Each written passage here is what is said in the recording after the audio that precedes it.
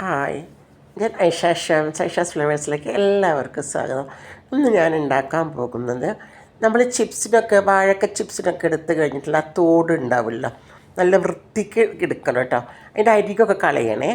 എന്നിട്ട് നല്ല വൃത്തിയിൽ അത് ചെറുതാക്കിയിട്ട് അരിയണം. പക്ഷേ ഇതിനകത്ത് ഒരുപാട് പൊട്ടാസ്യം ഉണ്ട്.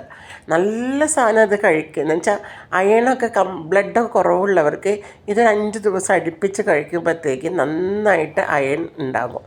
പിന്നെ അതുപോലെ തന്നെ ഇത് ചെറുപയറിനകത്ത് ഇട്ട് വെക്കാം, മമ്പയറിനകത്ത് ഇട്ട് വെക്കാം. അതിൻ്റെ സൈഡൊക്കെ തൊലി വേണ്ടാത്തൊക്കെ ഞങ്ങൾ സൈഡ് കളഞ്ഞ് വെച്ചതാണ് കേട്ടോ.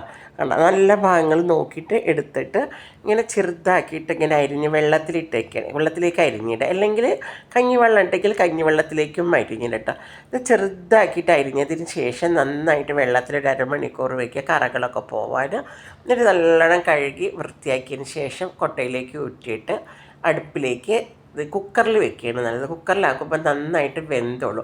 ചുടുവെള്ളം ഒഴിക്കേണ്ട, പച്ചവെള്ളം ഒഴിച്ചാൽ മതി. കുറച്ച് പച്ചവെള്ളം ഒഴിച്ചാൽ മതി കേട്ടോ. കുക്കറിലല്ലേ വേവിക്കുന്നത്. കുക്കറിലാകുമ്പോൾ അത് നല്ല സോഫ്റ്റ് ആയിട്ടുണ്ടാവും. ഭയങ്കര ടേസ്റ്റാണ് ചോറ് കൂട്ടി കഴിക്കുന്നത്. ചോറിനകത്ത് കുഴച്ച് കഴിക്കുമ്പോൾ ഭയങ്കര രസമാണ്. വേറെ ഒന്നും വേണ്ടി വരില്ല ചോറിനകത്ത്. എന്നിട്ട് കുറച്ച് ഉപ്പിട്ട് നന്നായിട്ട് കൈകൊണ്ടൊന്ന് കുഴച്ച് കൊടുത്തതിന് ശേഷം അടച്ച് വെച്ചിട്ട് കുക്കറിലിട്ട് വേവിക്കുക കേട്ടോ.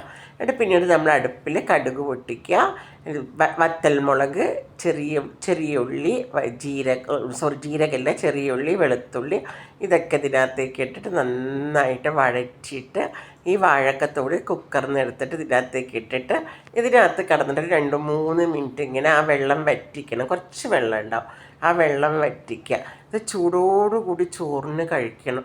കുട്ടികൾക്കും എല്ലാവർക്കും ഇഷ്ടപ്പെടും. ഭയങ്കര ടേസ്റ്റാണ്.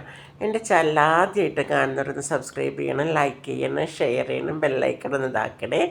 പിന്നെ എല്ലാവർക്കും എൻ്റെ ഹൃദയം നിറഞ്ഞ താങ്ക്സ് കേട്ടോ.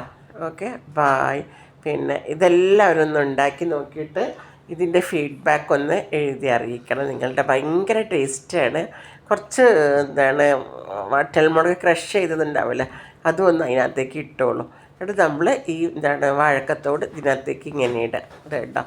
ഇങ്ങനെ ഇട്ടിട്ട് നന്നാക്കിയിട്ടൊന്ന് വേവിച്ചെടുക്കുക. വേവിച്ചതാണ് ഒന്ന് ആ മസാല ഇതിനകത്ത് കിടന്ന് ഉള്ളിനകത്തൊക്കെ കിടന്നിട്ട് ഒന്ന് നന്നായിട്ട് ഇതായിട്ട് വേവിച്ചെടുക്കുക കേട്ടോ. അപ്പോൾ നല്ല ടേസ്റ്റാണ്. അത് നിങ്ങൾ എന്തായാലും ഉണ്ടാക്കി വെക്കും. കടകളിലൊക്കെ വാങ്ങാൻ കിട്ടില്ല, വൃത്തിയുള്ളത് വാങ്ങിക്കണം കേട്ടോ പോകുമ്പോഴൊക്കെ. ഇല്ലെങ്കിൽ